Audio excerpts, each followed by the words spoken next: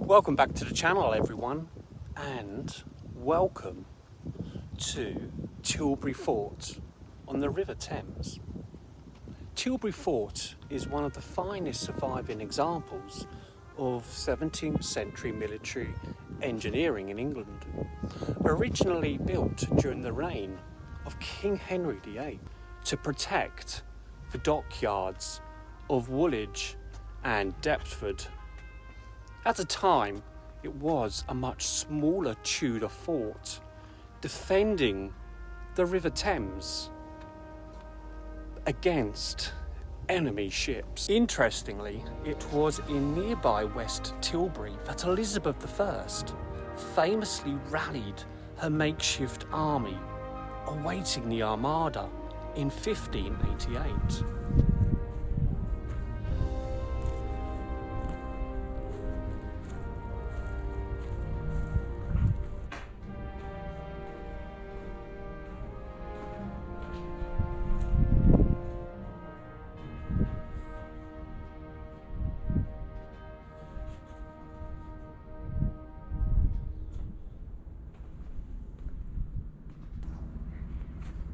If you can see the building right at the very back, that's actually the officers' quarters over there. This section over here, that's the West Bastion.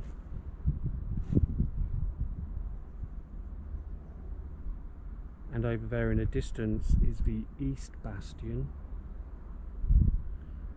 We'll be taking a look in that direction a bit later, because that's actually where many of the, in that area somewhere, is where the actual prisoners of Culloden were actually kept.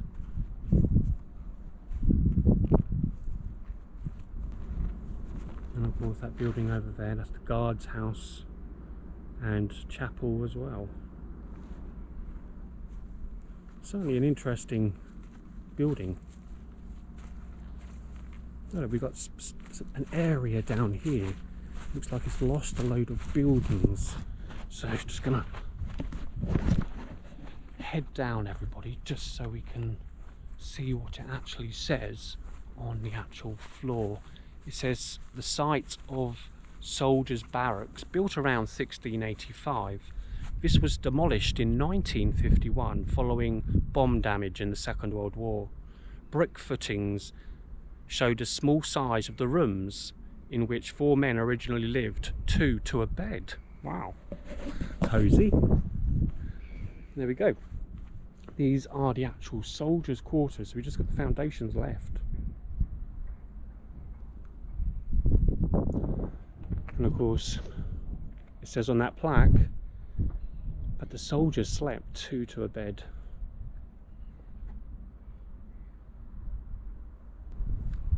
These buildings over here, these are the gunpowder magazines, and we can go exploring in some of them. One of them, I think, is an empty space, and the other one has it's an interactive space, I think, but we'll see that when we get over there. Okay, we're going to head back up to this wall so we can explore around the outer defences before taking a look more closely inside.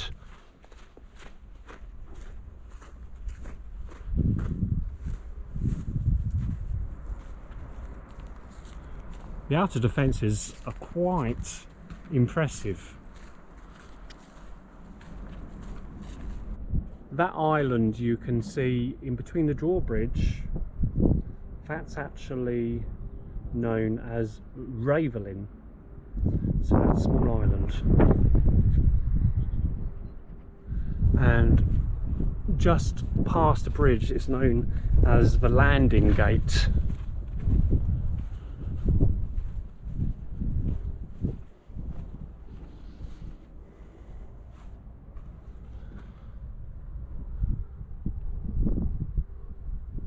Some incredible views of the moat there, everybody.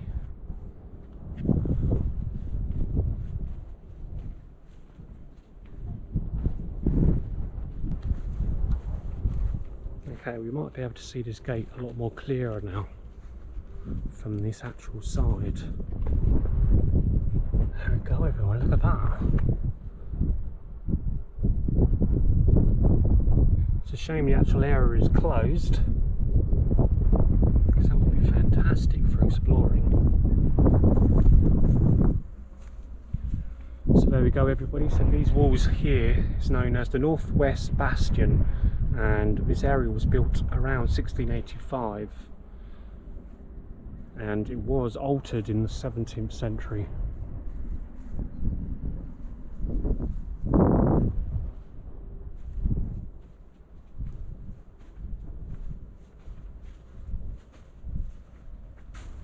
So this is the Master Gunner's Store, used as a dead house or mortuary for part of the 19th century. So there we go. So inside this building, everybody, let's have a better look at it. They used to hold dead bodies. Now interestingly, in the 1980s there were some excavations here and they found 8 people buried here, and it's believed that some of those buried may well have been some of those prisoners, some of those Jacobite prisoners held here shortly after that rebellion.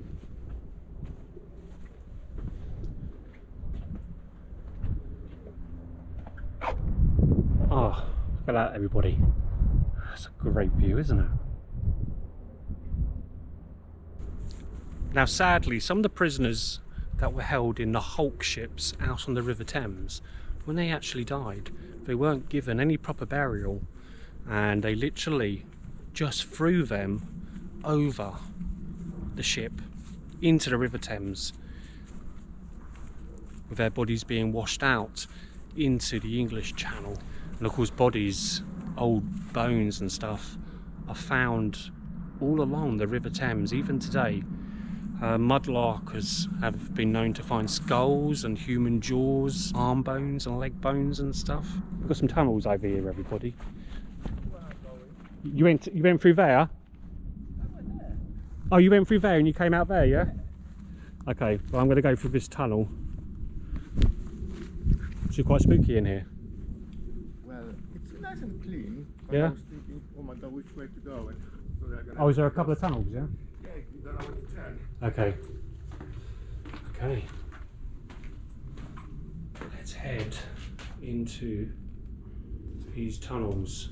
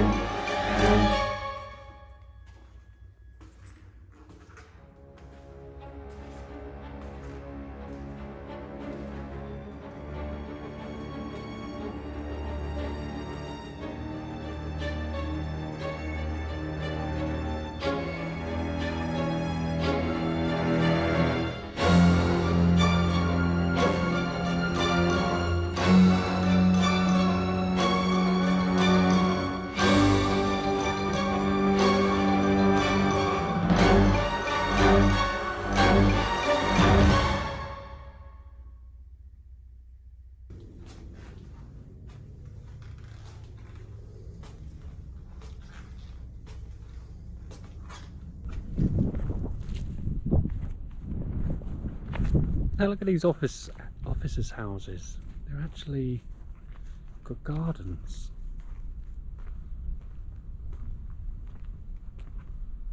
Oh, that's very cool. That's must be a modern thing, surely. So people actually live there. Now we're gonna head in the direction of where the Jacobite prisoners were actually held here at Tilbury Fort. Now I've been told that the area has since been dismantled and covered over by during the Victorian period, and the area sadly has become unstable due to the soft clay beneath the ground. Yes, and you can actually see where it's all starting to crack.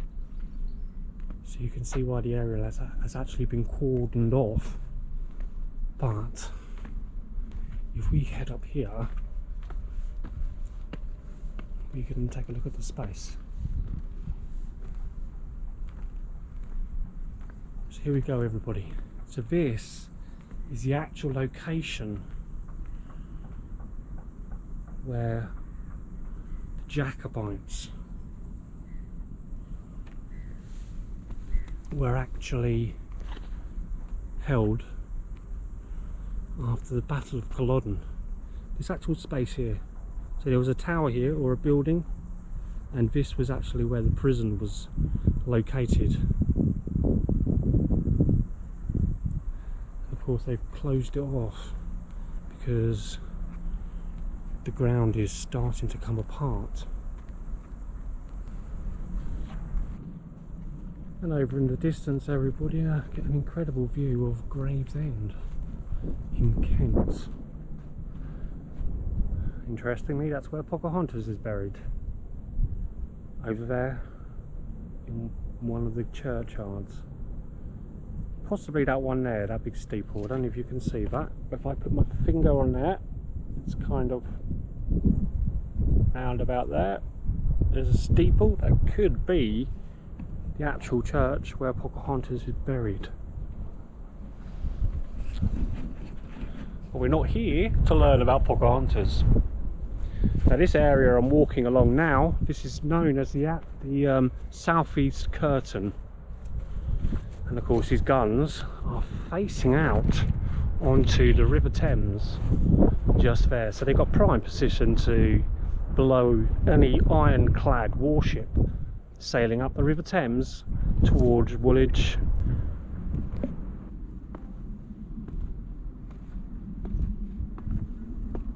Oh, we've got empty space here.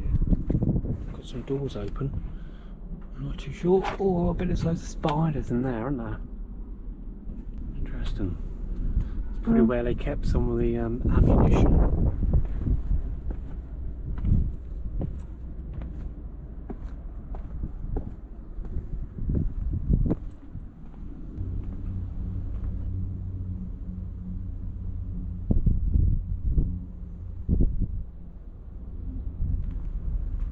So we're in front of the officers' quarters here, everybody, and we have this incredible drinking fountain here. So this is very old. So this would have been used to administer water to all of the soldiers stationed here. Perhaps even the prisoners as well. This is, well, they probably didn't have free reign to come here and get their own water. It was probably brought to them, and quite sparingly too, I imagine.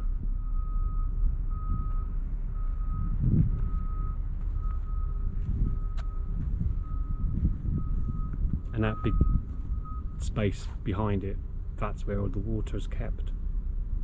It's a huge chamber of water. Some amazing cannons here, everybody, look at this. They're going to be well heavy, aren't they?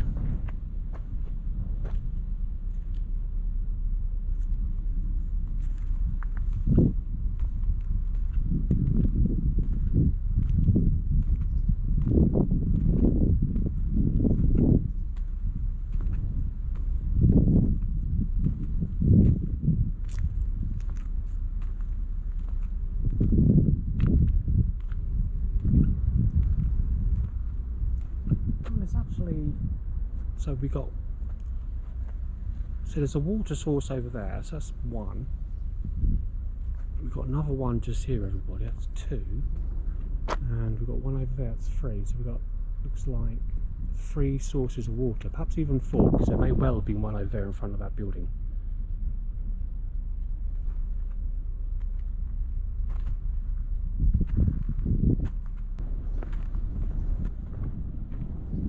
It's quite an interesting block here. I guess that's right in the middle.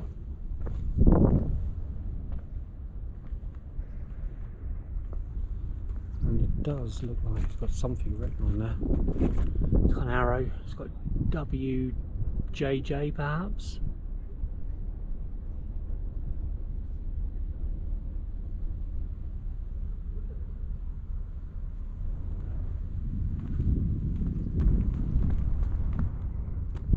Landport gate just over here in front of us, so we'll take a walk along there, I think, so we can have a proper look at that gate.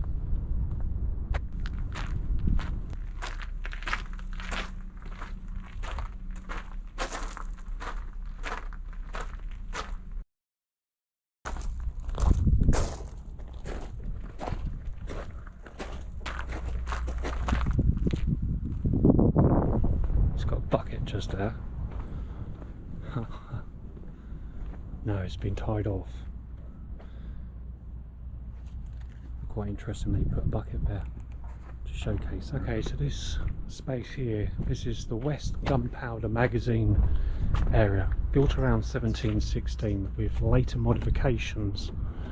The East and West magazines were designed to supply gunpowder to army units operating in the area.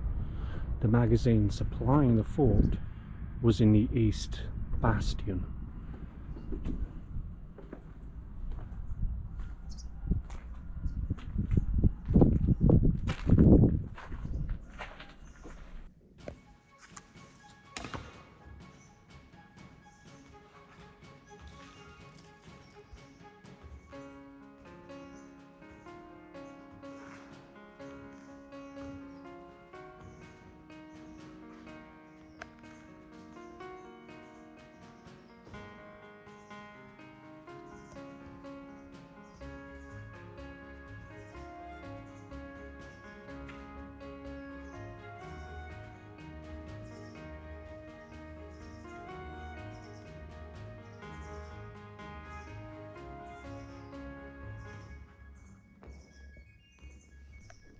Now, interestingly, they actually use this space for filming, and it wouldn't surprise me if it's being used in a few Hollywood movies.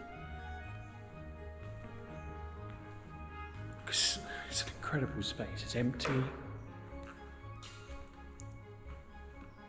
It's like pretty much a blank canvas, and you can create whatever you want here, can you? If you needed an ideal space like this for a movie.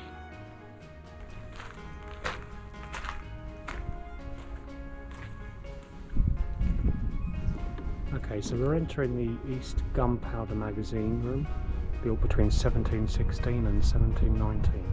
At the moment, this is being used as an exhibition.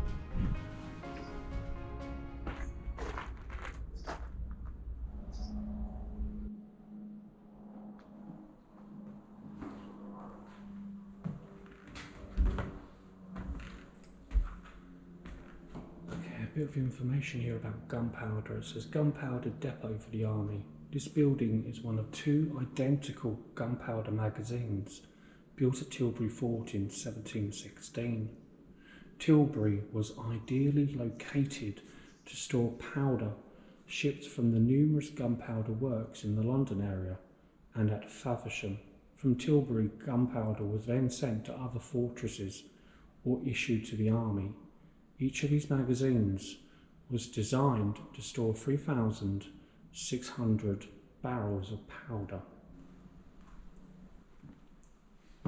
Garrison life at Tilbury Fort. Very few details are known about individual soldiers who served at Tilbury Fort. The size of the garrison varied between peace and war, and until well into the 19th century, Men could be stationed here for years. In 1814, Thomas Kelly was appointed as Fort Major, remaining until he retired in 1862. Okay, we're just going to explore the site of Sutler's house, which was later used as a canteen. This building was built around 1685. The Sutler was a civilian who ran a shop for the garrison soldiers in the late 18th century. It became a canteen run by the army. There we go, so this was a shop used in the 17th century for the soldiers garrisoned here.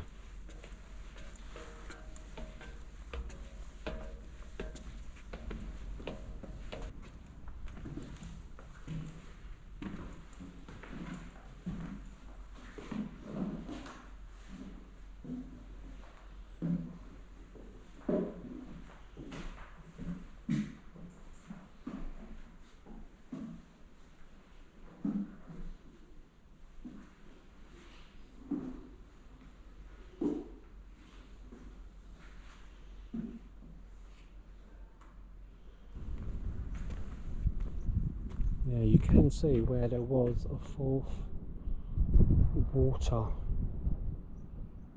area here, just there.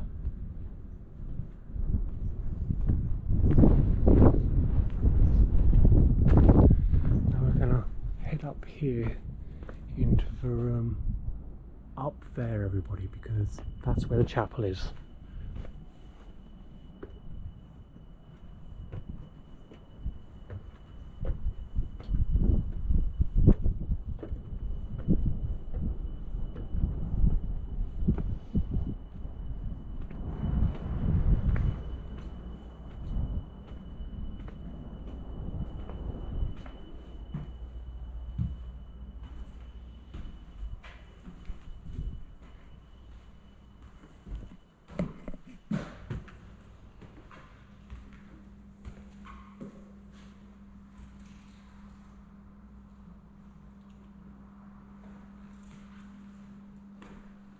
And here's the Tilbury Fort chapel, everybody.